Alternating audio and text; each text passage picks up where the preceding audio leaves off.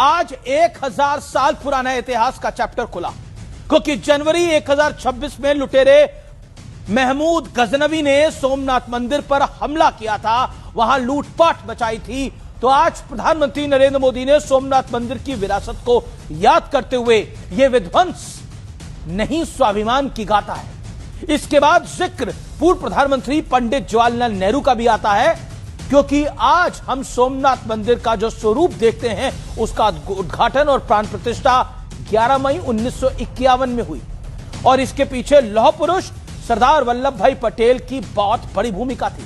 11 मई 1951 को तब के राष्ट्रपति डॉक्टर राजेंद्र प्रसाद ने मंदिर में पूजा पाठ और प्राण प्रतिष्ठा का कार्यक्रम करवाया था।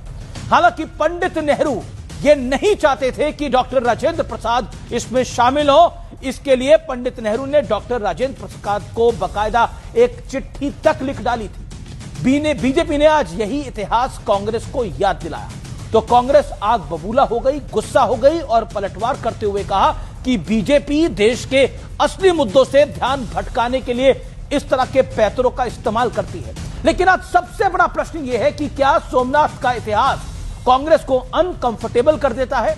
इसी पर होगी देश की सबसे बड़ी पॉलिटिकल डिबेट, क्योंकि सोमनाथ की विरासत, कांग्रेस ने की सियासत, क्योंकि राम मंदिर पे भी की सियासत, तो सोमनाथ से लेकर राम मंदिर तक, यानी पहले से लेकर आज तक और अभी तक क्या इसी तरह की सियासत हो रही है? आर पार का यह हिस्टोरिक डिबेट जिसमें आपका स्वागत है।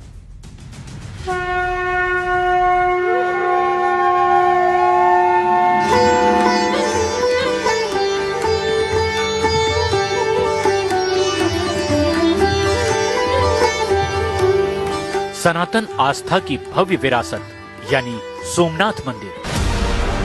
लुटेरे महमूद गजनवी ने 1000 साल पहले साल 1026 में पहला हमला किया था, लेकिन यह हमला इकलौता नहीं था। कई बार सोमनाथ मंदिर पर हमला हुआ और हमला करने वालों की रियासतें नष्ट हो गईं, लेकिन इस भव्य और दिव्य मंदिर की विरासत जस की तस है। इस मंदिर का वर्तमान स्वरूप आजादी के बाद 1951 में तैयार हुआ। हालांकि दावा किया जाता है कि तब के प्रधानमंत्री पंडित नेहरू इसके पुनर्निर्माण के खिलाफ थे। सोमनाथ मंदिर पर आज अपने एक ब्लॉग में पीएम मोदी ने भी लिखा, तत्कालीन प्रधानमंत्री पंडित जवाहरलाल नेहरू इस घटना से अधिक उत्साहित नहीं थे। वो नहीं चाहते थे कि माननीय राष्ट्रपति और मंत्री इस समारोह का हिस्सा बने। उन्होंने कहा कि इस घटना से भारत की छवि खराब होगी, लेकिन राजेंद्र बाबू अडिग रहे और फिर जो हुआ उसने एक नया इतिहास रच दिया। तो 1951 में सरदार पटेल के प्रयास से और जवाहरलाल नेहरू जी के पुरजोर विरोध के बावजूद प्रथम राष्ट्रपति डॉक्टर राजेंद्र प्रसाद जी की उपस्थिति में स्वप्न साकार हुआ था। सब एक बकवास की बात है। सरदार पटेल अगर होते, कुछ दिन और होते ना, तो आज नरेंद्र मोदी जी पैदा होते, ना बीजेपी पैदा होती। वैसे 2017 में कांग्रेस सोमनाथ मंदिर के मुद्दे पर घिर गई थी। तब राहुल गांधी सोमनाथ मंदिर में गैर हिंदू रजिस्टर पर साइन करके आए थे। लेकिन आज सबसे बड़ा सवाल है कि क्या वाकई पंडित नेहरू ने सोमनाथ मंदिर को इग्नोर करके हिंदू आस्था के साथ नाइंसाफी की थी? आज इसी पर होगी देश की सबसे बड़ी पॉलिटिकल डिबेट। सोमनाथ की विरासत, कांग्रेस ने की सियासत। और अब वक्त है आर पार के सुप्रसिद्ध विश्लेषण का। ये नजर डाल लेते हैं आज के विश्लेषण के ऊपर।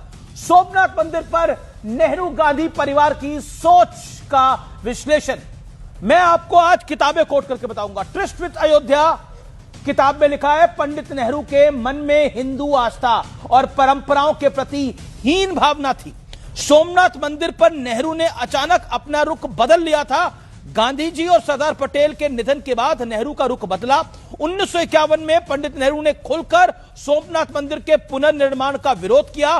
पंडित नेहरू ने बाकायदा राष्ट्रपति राजेंद्र प्रसाद के सोमनाथ जाने के फैसले का भी विरोध किया। यह बड़ा इंपॉर्टेंट हार्ड फैक्ट है।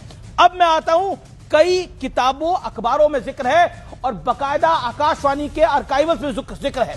मार्च 1959 में दिल्ली में पंडित नेहरू के भाषण का यह अंश है। ललित कला अकादमी का यह भाषण था। कुछ दक्षिण के मंदिर से मुझे उनकी सुंदरता के बावजूद घृणा होती है। मैं उन्हें बर्दाश्त नहीं कर सकता। मुझे क्यों, मुझे नहीं पता। यह AIR के आर्काइव से हमने लिया है और कई किताबों में, कई अखबारों में बकायदा इसका जिक्र है।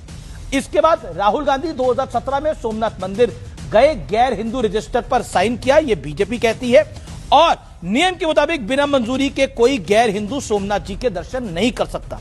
कांग्रेस ने इसे बीजेपी की साजिश बताते हुए राहुल गांधी को यही वो मौका था जब जनेऊधारी हिंदू बताया था। I still remember Randeep Singh Surjewala did a big press conference, और जिसमें उसे जनेऊधारी हिंदू बताया गया था और दत्तात्रेय ब्राह्मण बताया गया था। अब बहुत बड़ा तथ्य यह है, inside story of Sardar Patel, ये मणिबेन पटेल के the diary of Maniben Patel.